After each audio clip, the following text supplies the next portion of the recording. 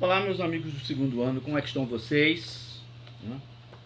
Passada a semana de provas, está todo mundo já revendo assuntos novos, não é? Estamos em filosofia política, que aliás vimos na sexta-feira passada, não é isso?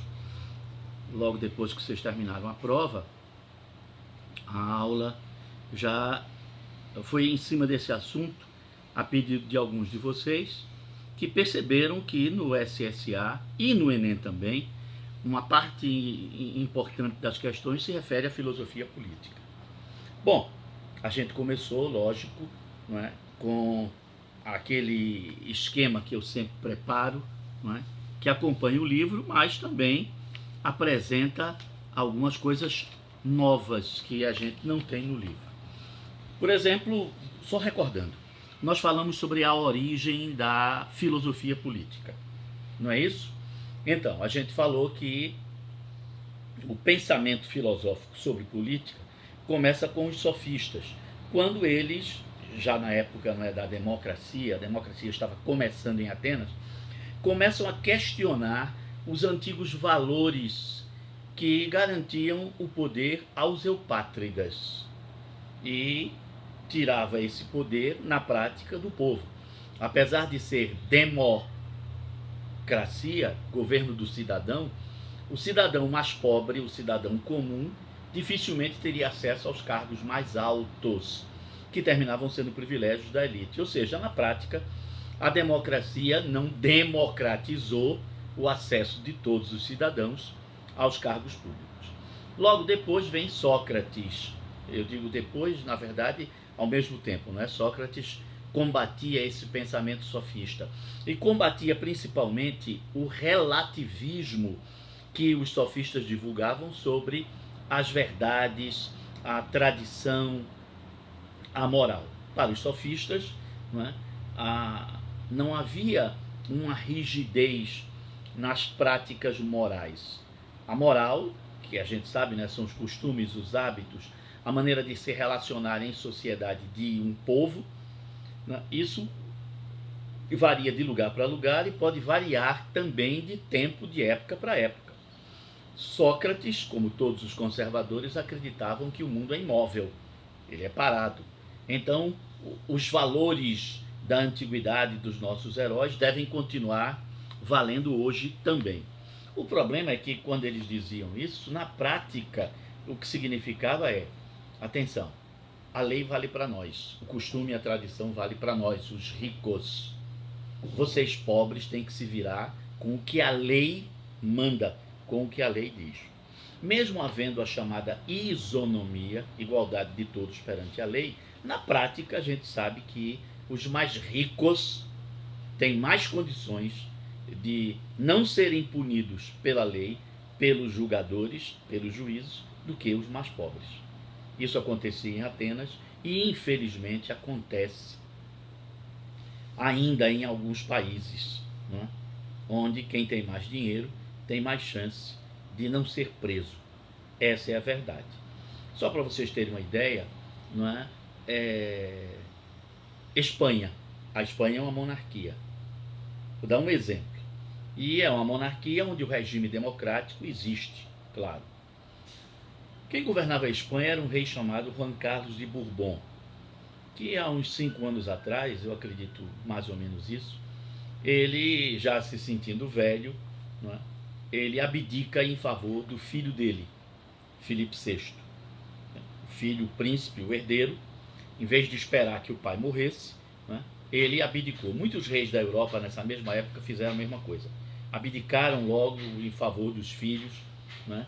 Para que os filhos não esperassem a morte do pai e já velhos fossem governar. Só para você ter uma ideia, é o que acontece na Inglaterra, né? Elizabeth II continua sendo a rainha, não é, do Reino Unido e ela não pretende abdicar, né? Se ela tiver uma vida tão longa quanto a da mãe dela, que viveu 101 anos, Elizabeth vai fazer 100 anos em 2026.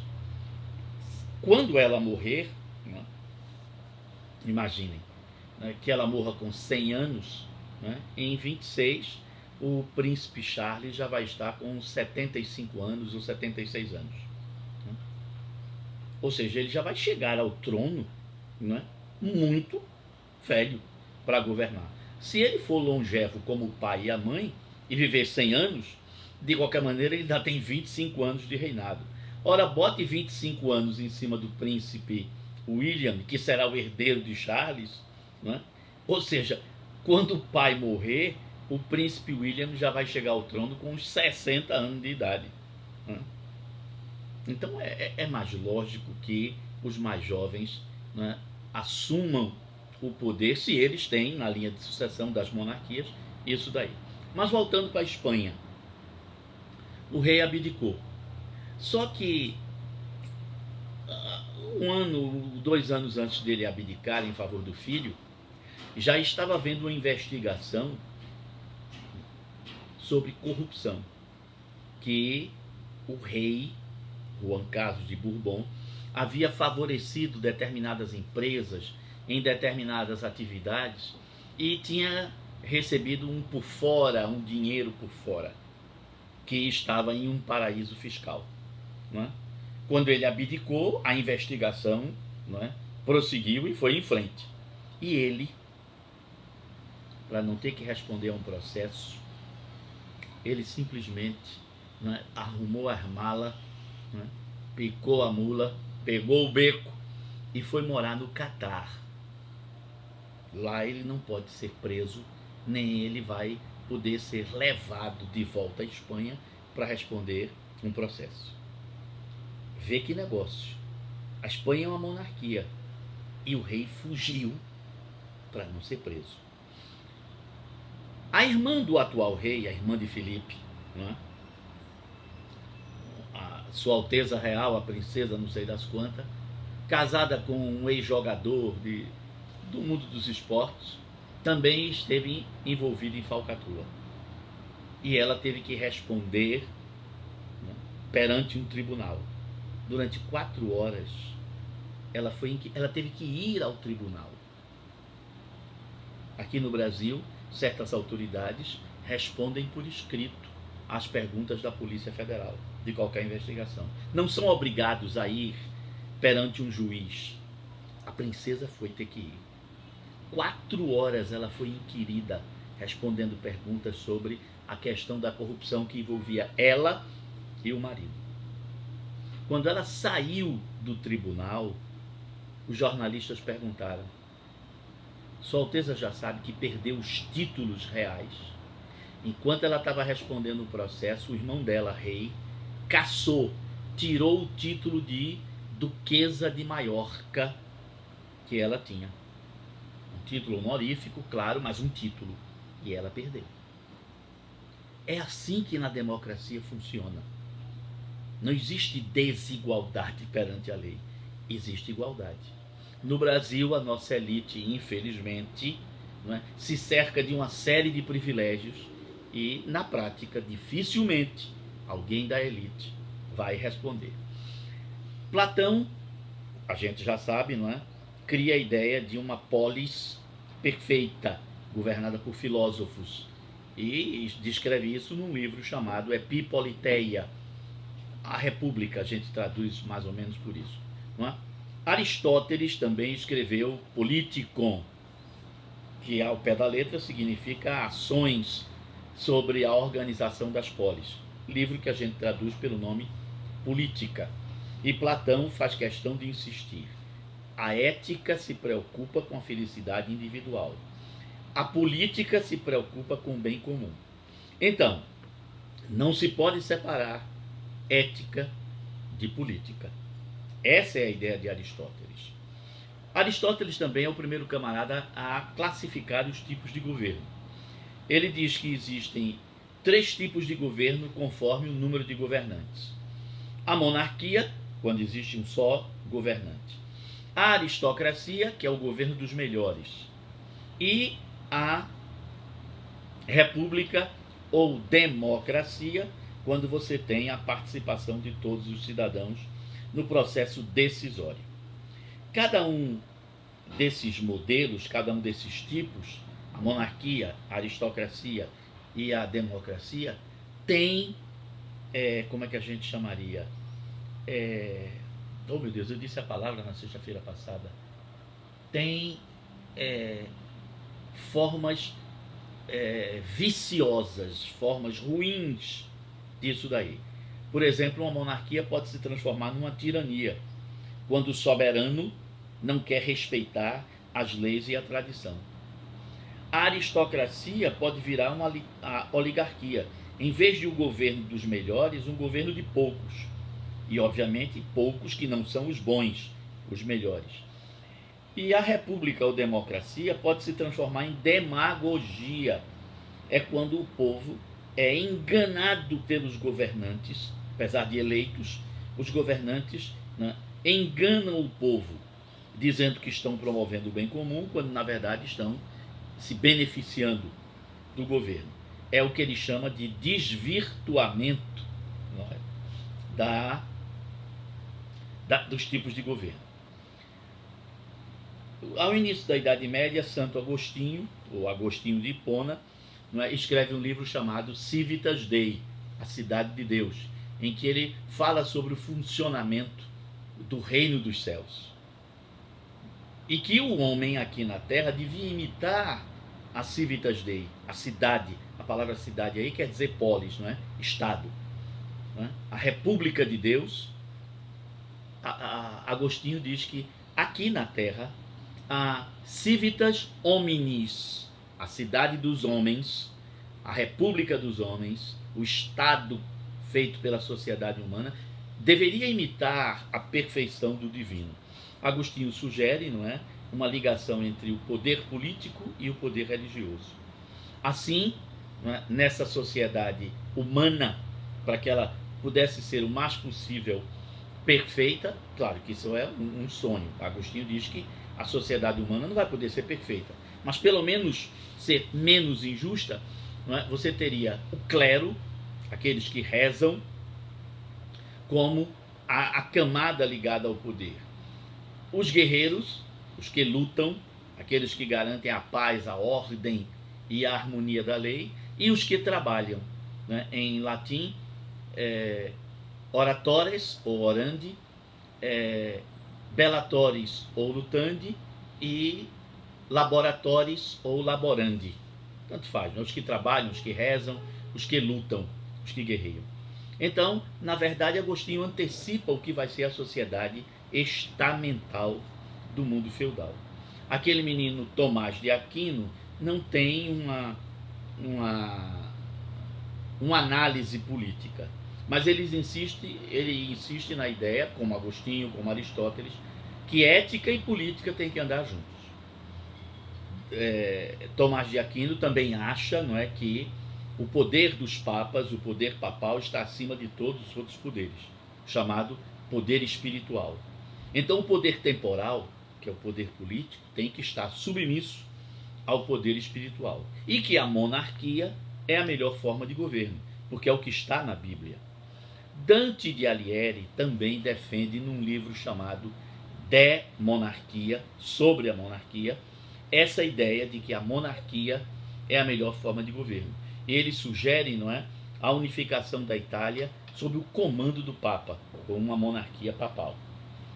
Ora, a gente já viu, ao longo da história, todas as vezes que religião e política se juntam, é um desastre, do ponto de vista de organização social. Veja no mundo contemporâneo. Países onde as leis religiosas têm mais força do que as leis civis, as leis do cidadão comum. Veja o Irã, onde o presidente e o primeiro-ministro governam, mas a decisão final cabe ao clero islâmico, aos ayatolás. Ayatolá significa bispo, né? Então, a decisão final sobre tudo é dos ayatolás, dos bispos da religião islâmica. Veja o Afeganistão, onde o Talibã quer criar um Estado islâmico no qual a lei tem que espelhar o que está escrito no Corão. E quem vai interpretar o Corão? Os mulás, ou seja, os teólogos do islamismo. Obviamente que se eu for interpretar a Bíblia cristã ao pé da letra, eu vou criar distorções absurdas na sociedade ocidental, né?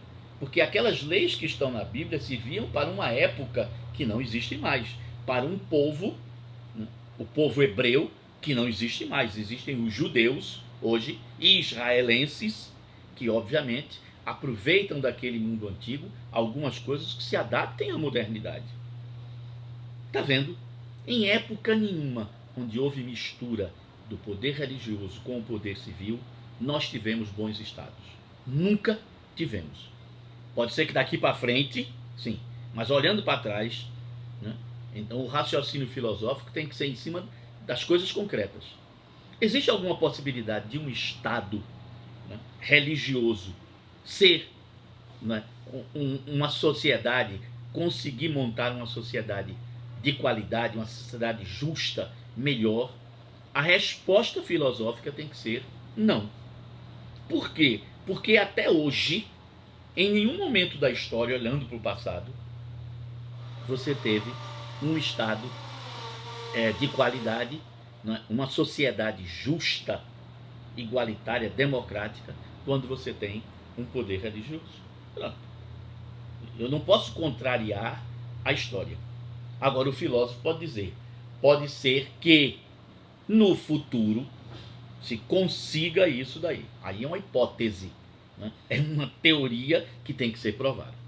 Muito bem, na Idade Moderna, o surgimento dos Estados Nacionais, a necessidade de legitimar o poder soberano e afastar o poder papal nesses Estados Nacionais que estavam se formando, a necessidade de se criar ações para garantir a estabilidade do poder do rei e a continuidade da administração pública, a necessidade de garantir o funcionamento da sociedade, onde cada estamento teria seu papel definido nessa estrutura, fez surgir de novo, como é que a gente chama, reflexões sobre a política.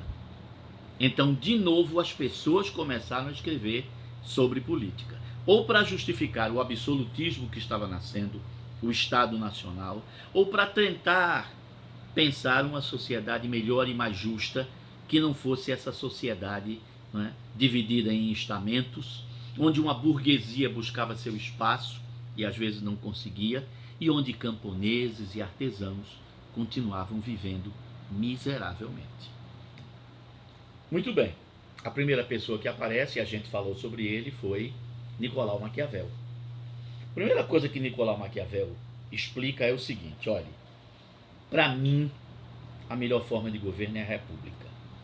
Para mim, governante tem que seguir princípios éticos. Para mim, a burguesia tem que participar do processo de escolha dos governantes. Pronto. Maquiavel deixa isso claro num livro chamado, não é, Discursos sobre a Primeira Década de Tito Livio, onde ele comenta sobre a República Romana. Mas Maquiavel é um homem prático e ele trabalhava para a família dos Médici em Florença. Era funcionário público, diplomata. E ele percebe que Florença não é uma república.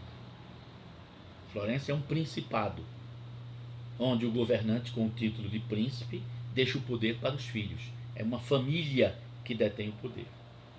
Então Maquiavel vê também em Florença que ao longo dos séculos o poder em Florença passava de uma família para outra. Os Médici, os Gattamelata, os Sforza, os Cavalcanti e assim por diante. Por que que isso acontecia? Porque alguns príncipes não sabiam se manter no poder, garantir-se no poder. Então ele vai escrever um livro que é um manual, na verdade, uma bula de orientações para como um príncipe deve se manter no poder, como ele deve agir, que atitudes deve tomar para se manter no poder. E a primeira coisa que Maquiavel diz nesse outro livro, O Príncipe, é que um príncipe não pode nem precisa necessariamente seguir princípios éticos. Ele não tem que ser justo, ele não tem que ser honesto, ele não tem que ser bom, ele não tem que ser misericordioso, ele não tem... Claro, se houver oportunidade de ele exercer essas qualidades, ótimo. Mas ele precisa tomar cuidado, porque ele não pode ser o tempo todo bom e justo. Porque os inimigos dele, desse príncipe, desse governante, em algum momento vão derrubá-lo. Então é preciso tomar cuidado.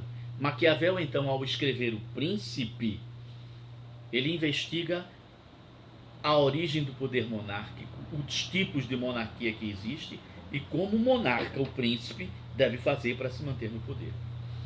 O monarca deve ter uma qualidade que se chama virtude, que na verdade é um conjunto de qualidades que garantem a liderança, para poder administrar o acaso, acontecimentos que ele não controla, que Maquiavel chamava fortuna. A virtude é a qualidade pessoal do governante. A fortuna são os acontecimentos, que a gente não controla. Então um príncipe deve ter qualidades tais que quando aconteça alguma coisa, ele saiba agir com firmeza imediatamente para impedir que aquele acaso o tire do poder, o derrube do poder. Vamos dar um exemplo, né, que aconteceu em Portugal. Assim que começou a pandemia e os órgãos internacionais de saúde disseram que aquilo era perigoso e que a transmissão desse novo vírus era através do ar, a saliva, o espirro, o contato próximo de pessoas, era preciso fazer um isolamento de pessoas, e um isolamento de pessoas, não é, entre si, com o uso de máscaras, não é, a higiene pessoal o tempo inteiro, lavar as mãos, por exemplo, não é, porque as nossas mãos são sujas, porque a gente pega em todas as coisas, não é, e leva a boca, e leva aos olhos, não é, e espirra, pronto, está aí a coisa formada. O que fez o presidente de Portugal? Obviamente, contrariando aquilo que as pessoas pensavam e achavam que devia, né, ser feito, ele tomou medidas impopulares. Não estou pensando em continuar no poder na próxima eleição. O que é preciso fazer? As pessoas têm que usar máscara, então vai ser obrigatório o uso de máscara em locais públicos. É preciso fazer isolamento social, vamos afastar as pessoas nos restaurantes, cinema, teatro, etc. e tal. É preciso ainda mais coisas, como é que a gente chama? Eu acabei de dizer, medidas impopulares.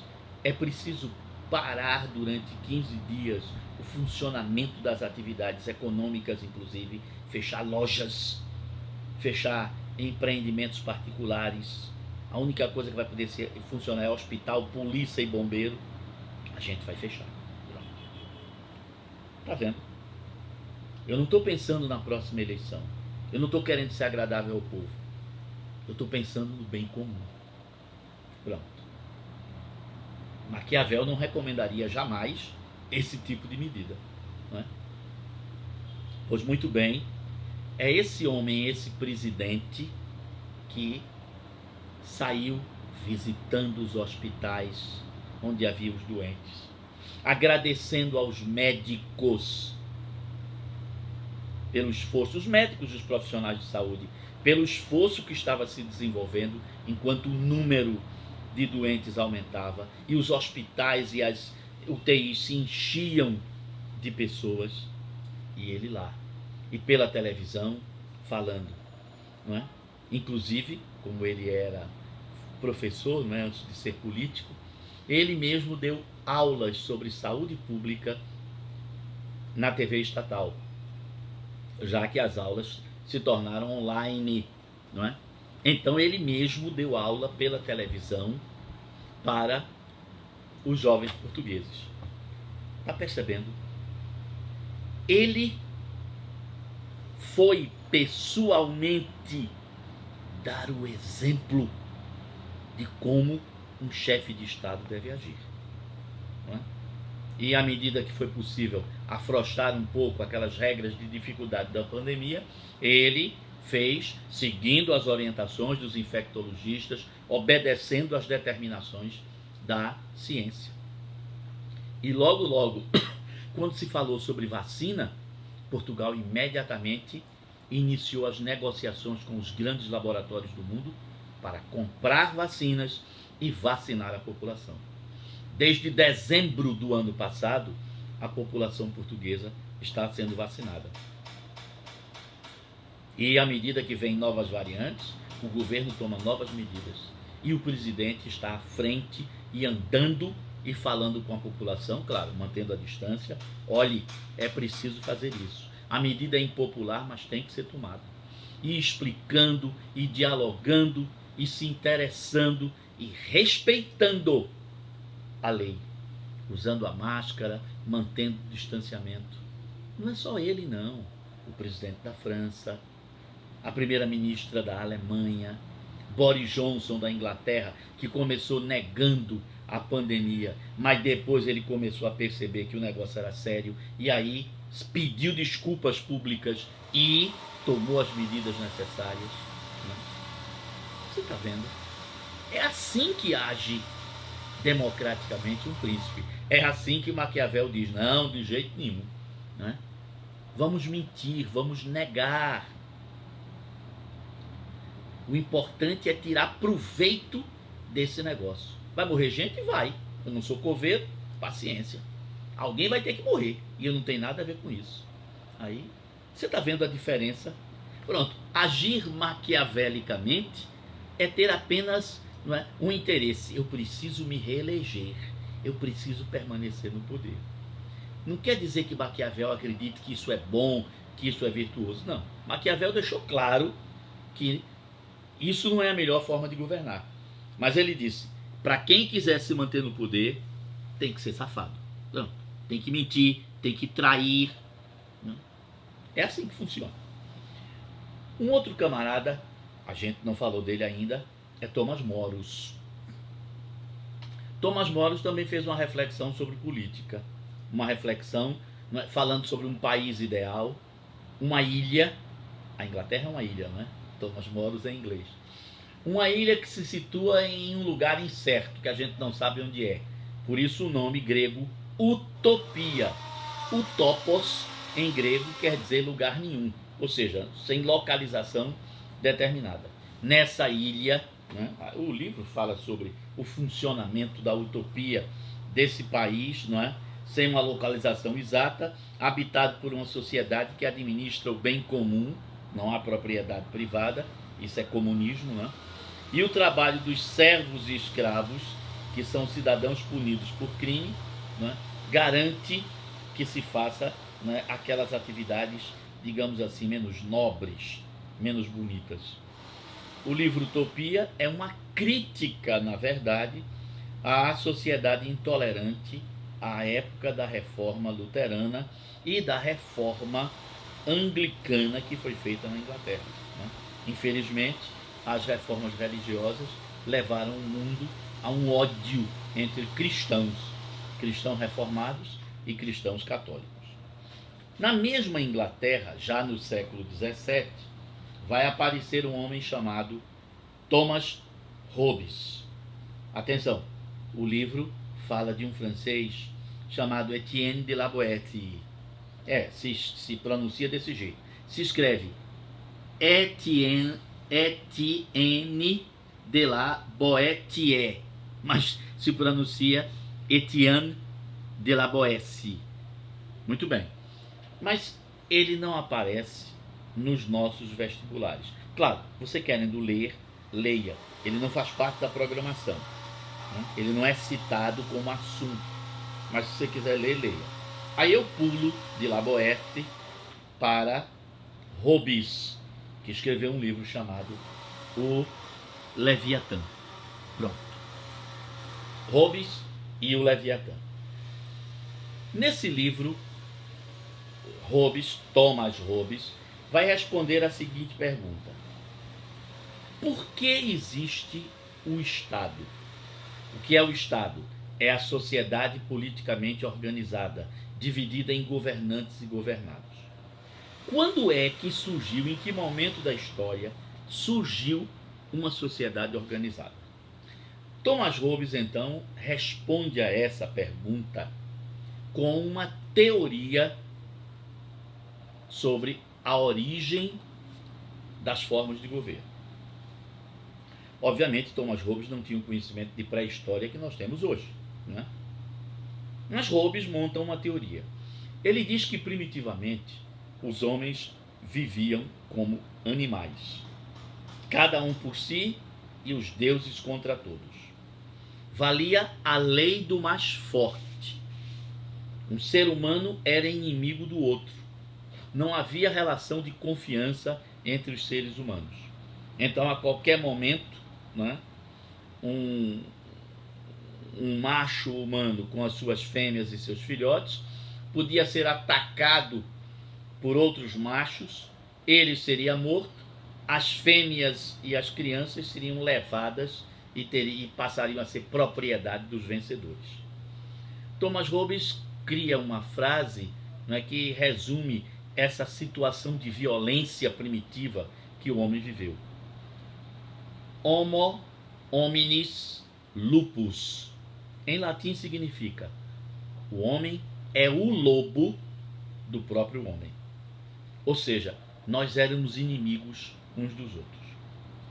Ora, com o passar dos séculos, diz Thomas Hobbes, essa é a teoria dele, os homens perceberam que quando havia um mínimo de cooperação, quando ao invés de brigarem, os homens dividiam o lago ou o rio onde todo mundo podia beber e se banhar, quando os homens se juntavam para caçar, ao invés de pegar uma lebre, um coelho, um animal pequeno, eles podiam caçar um elefante, hoje a gente sabe, um mamute, um bisão.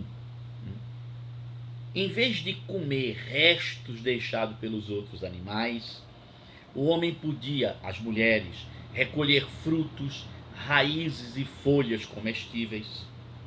O homem foi aprendendo que a cooperação, a palavra cooperar quer dizer trabalhar em conjunto, era muito melhor do que a briga entre si. Mas atenção, essa cooperação nem sempre era pacífica e, vez por outra, gerava confusão. Então, aquela sociedade que já tinha chegado a esse estágio de cooperação percebeu que, se existisse entre eles alguém que já tinha uma liderança natural, que era o caçador mais experiente, né, o camarada mais esperto que sabia organizar o grupo, aquele mais velho com mais experiência de vida e, portanto, mais sabedoria, se entre eles fosse escolhido alguém que resolvesse todas as disputas, que tivesse o poder de decidir o que é certo e o que é errado, a sociedade viveria melhor. Diz Thomas Hobbes, então, que foi assim que apareceu o primeiro governante, o primeiro rei, que vai estabelecer as primeiras leis, os primeiros códigos para, limitando a liberdade absoluta de todos, criava a possibilidade de uma liberdade controlada em que cada um teria um papel social. Alguns trabalhariam, né? Outros lutariam, defenderiam a sociedade e outros governariam. Diz então Thomas Hobbes que através desse contrato, através desse acordo, vai surgir o Estado primitivo e os primeiros governantes. Pronto. Thomas Hobbes criou uma teoria. Ela nem é toda errada, nem é toda certa, não é? O professor de História já explicou a vocês como apareceram os primeiros governantes. A história da propriedade privada, né? As guerras entre as tribos, a escravidão primitiva, né? O surgimento de sacerdotes e guerreiros que terminam ficando com a maior parte daquilo que é conquistado, né? Daquilo que nas guerras é conquistado, fica também com a parte dos escravos. Então essas diferenças sociais é que vão criar o Estado primitivo. Não é isso? Mas veja que Thomas Hobbes tentou chegar a uma hipótese, a montar uma teoria para explicar a origem do governo. E Thomas Hobbes conclui dizendo que se o primeiro governante ele foi escolhido por todos, o governo é, portanto, em sua origem, legítimo, porque todos escolheram reduzir sua liberdade absoluta individual, né? Em contrapartida, ter a segurança, a garantia à propriedade privada, ao trabalho, aos direitos básicos. Então todo mundo tem que se submeter ao rei, porque o governo, por pior que seja, é uma garantia de ordem e de equilíbrio. Thomas Hobbes escreveu isso. O Leviatã é o nome do livro dele, um pouco depois da Revolução Puritana. Aquela revolução, o professor de História deve ter falado sobre isso, onde morreram mais de 40 mil pessoas. Uma guerra civil, uma coisa terrível, e que terminou instalando a ditadura de Oliver Cromwell, a Commonwealth. Reveja essa parte da história. Então Thomas Hobbes queria dizer, olha, não pode ser desse jeito. Um povo não pode se revoltar contra seu rei, porque isso cria uma instabilidade. Então Thomas Hobbes, na verdade, ao defender o Estado absolutista, ele está, como é que se diz, apontando o dedo, incriminando, repreendendo a Revolução Puritana. Ele quer mostrar que isso não é bom. Ele está defendendo o absolutismo. E, portanto, um povo não pode se revoltar contra o seu próprio rei. No Leviatã, ele diz que o governo é um monstro, como o monstro bíblico Leviatã. O monarca é, ao mesmo tempo, um chefe civil e um chefe religioso. Então, não pode existir um papa acima de um rei. O clero tem que estar abaixo do rei. O rei é o poder supremo a que todos devem se submeter. Muito bem. Próxima aula, a gente segue também nesse capítulo Filosofia Política, Esse capítulo que vocês veem que é o capítulo 13 do livro. Tá bom? A gente vai ver na próxima aula, vai falar sobre Spinoza. Olha, o livro de filosofia de vocês tem ilustrações maravilhosas. Olha, tem uma página dupla aqui que se mostra a capa do Leviatã, que é uma coisa fenomenal. Tá vendo? Que coisa gostosa é a gente ver esse livro, as ilustrações, as informações que ele tem. Tá bom? Próxima aula a gente se vê de novo.